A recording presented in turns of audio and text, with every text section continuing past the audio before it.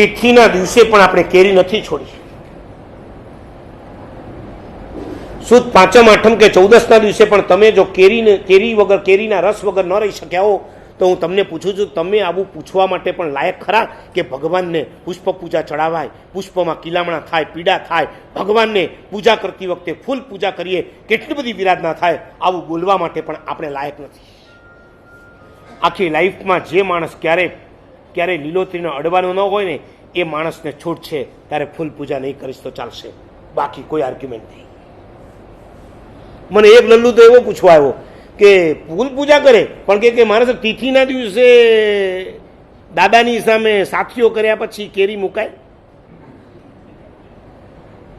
તમને પૂછું છું, કેરી ખવાય નહીં તો દેરાસરમાં મુકાય ખરી? ના મુકાય. તમે એના જ ભાઈ બહેન છો બધા. મેં એને બીજો પ્રશ્ન કર્યો કે તિથિના દિવસે તું વ્યાખ્યાનમાં આવ્યો અને બહાર નીકળે ને કેરીની પ્રભાવના હોય તો લે કે ના લે? લેવાય કે ના લેવાય? હવે બોલો.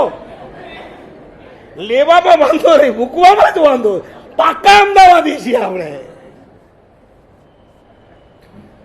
જે દ્રવ્ય ઉપર અતિશય મમત્વ હોય એ દ્રવ્ય ખાસ પરમાત્માને ચડાવવાનું. ચાહે તિથિ હોય કે ચાહે તિથિ ના હોય. શા માટે ન ચડાવાય? મારે ખાવાની બાધા છે, મને રાગ ન થાય માટે મારે ત્યાગ કરવાનો છે, બાકી વિતરાગને તો રાગ થવાનો જ નથી. એમના ચરણોમાં તો એથી એ વધુ ઉત્તમ દ્રવ્યો મૂકવાના છે.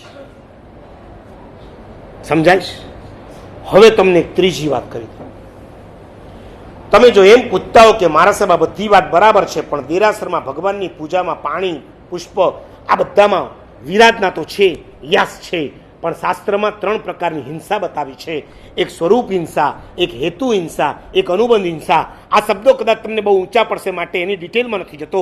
હું તમને એટલું જ કહું, એક માણસને તરસ લાગી છે, ભયંકર તરસ લાગી છે, ચારે બાજુ એને તપાસ કરી, ક્યાંય પાણી નથી મળતું. એને થયું કે હવે અહીંયા જ ક્યાંક નદી છે, એ નદી ભલે સુકાઈ ગઈ છે પણ ત્યાં ખોદવાનું કામ શરૂ કર્યું ને કદાચ તેમાંથી પાણી નીકળે તો. અને માણસે ખોદવાનું શરૂ કર્યું. ખોદતા ખોદતા પસીનો થઈ ગયો. જે રેતી માટી બધી ઉડી, એનાથી એના કપડાં ખરાબ થયા, એના હાથ પગ પણ ખરાબ થયા. એ ખોદતો જ ગયો, ખોદતો જ ગયો, ખોદતો જ ગયો. 4-5 ફૂટ ઊંડું ખોદ્યા પછી અંદરથી પાણી નીકળ્યું. હવે હું તમને પૂછું, એ પાણી નીકળ્યા પછી એ શું કરશે?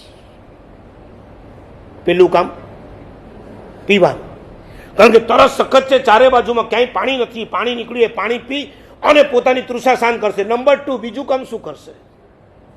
શું કરશે? જે હાથ પગ મેલા થયા છે, જે કપડા મેલા થયા છે, એ જ પાણીથી શું કરી નાખશે? સફાઈ કરી નાખશે. ડિટ્ટો આ જ તર્ક તમારે પરમાત્માની પૂજામાં લગાડવાનો છે.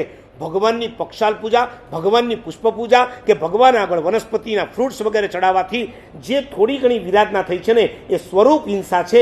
એ હિંસાનું પાપ જે લાગ્યું છે ને, એ ભક્તિ કરતા કરતા જે ઉત્તમ પરિણામો તમને આત્મામાં ઉત્પન્ન થશે ને, એ પરિણામમાં એટલી જબરજસ્ત તાકાત છે કે થયેલી હિંસાના પાપને એ ધોઈ નાખશે. સાચું બોલો, એક નોર્મલ ભગવાનના દર્શન કરો ને આંગીવાળા ભગવાનના દર્શન કરો, ડિફરન્ટ થાય છે કે નથી? ઓકે, બીજી વાત, તમે પ્રહલાદનગરના ભગવાનના દર્શન કરો અને પાલીતાણાના ભગવાનના દર્શન કરો, ફરક પડે છે? કોઈ આંગી નથી, કોઈ ખોડું નથી ચડાવ્યું, સાવ જે આ છે તેવા સિમ્પલ સાદા છે. અહીંયા દર્શન કર્યા અને પાલીતાણામાં તમે 2.5 માઇલ ચડીને આદિશ્વર દાદાના દર્શન કર્યા, ભાવમાં ફરક પડે છે? પડે છે. તમે કોકને કહો કે મારા વતી પૂજા કરો ને તમે ડાયરેક્ટ પૂજા કરો, ફરક પડે છે? પડે છે. કોકના દીકરાને રમાડો ને તમારા દીકરાને રમાડો, બેમાં ફરક પડે છે? મને એક જણ કહેવાય કે મારે ભગવાન પાસે જઈએ છે, ભાવ નથી આવતા. મેં કીધું એટલે? એ કે આમ આપણે બોલીએ પણ સામે ભગવાન કઈ જવાબ તો આપે નહીં. પછી જવાબ ના આપે તો આપણે કેટલું બોલાય? કેટલા દિવસ ચાલે? સામી વ્યક્તિ મૌન રહીએ ને આપણે બોલ બોલ બોલ બોલ કરીએ, જેમ અત્યારે હું બોલું છું, તમે કઈ બોલતા જ નથી. મને બીજી વખત આવવાનું મન ક્યારે થાય? હા, બીજી વખત આવવાનું મન ક્યારે થાય? તમે કંઈક વચ્ચે મને અટકાવો, તમે કંઈક સ્ટોપ કરો, તમે કંઈક પૂછો તો મને મજા આવે કે નહીં, સભા છે, મજાની છે, આ તો ઠીક છે. બાકી હું સામેથી કહું ગચ્છાધિપતિને જઈને કે પ્રહલાદનગરમાં પ્રદૂષણ કરાવવા સાહેબ આ વખતે મને મોકલજો, કારણ કે બહુ મજાની સભા છે. આવવાનું નથી, ચિંતા નહીં કરતા. નરેન્દ્રભાઈના હાર્ટબીટ્સ ક્યાંક વધી જાય તો પ્રોબ્લેમ થઈ જાય. આનંદ થશે. આજે પેરોલ પર છૂટો છું. આજનો દિવસ, કાલ સવારમાં પાછું ગચ્છાધિપતિ પાસે હાજર થઈ જવાનું.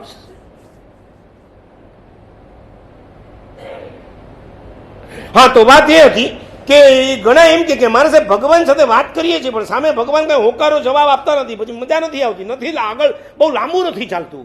મેં કીધું એવું કોણે કીધું કે સામી વ્યક્તિ જવાબ ન આપે તો તમે લોકો લાંબો સમય એની સાથે પ્રીત નથી બાંધી શકતા? મને કે સાવ સીધી વાત છે ને. મેં એને કીધું તારા ઘરમાં નાનો બાબો ખરો? હા, કે દીકરીનો દીકરો હમણાં જ જન્મ્યો છે, 4 મહિનાનો થયો છે. તો ઓફિસથી તમે ઘરે જાઓ પછી આમ સીધા જમવા બેસો કે એને રમાડવા જાઓ? ના, કે હાથમાં લઉં. પછી શું કરો? બસ હાથમાં લઈએ, આમ ઉછાળીએ, આમ એની સાથે. મેં કીધું વાતો કરીએ ને. મેં કીધું એ કંઈ જવાબ આપે છે? તો એ તમારા ઘરમાં 2 મહિનાથી કે 4 મહિનાથી છે, એ વાત નથી કરતો તો પણ તમે એની સાથે બોલો છો. ઘણા તો એવી રીતે વાતો કરે આપણને ખબર જ ન પડે આ બેમાંથી ગાંડો કોણ છે. હાવ ગાંડા વેળા કરતા હોય, ગાંડાની જેમ વાતો કરે.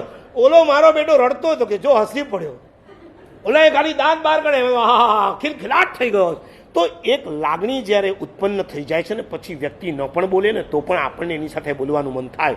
ભગવાન સાથે પ્રેમ ઉત્પન્ન કરી દો. ભગવાન બોલે કે ન બોલે તમે શ્યોર બોલતા થઈશ.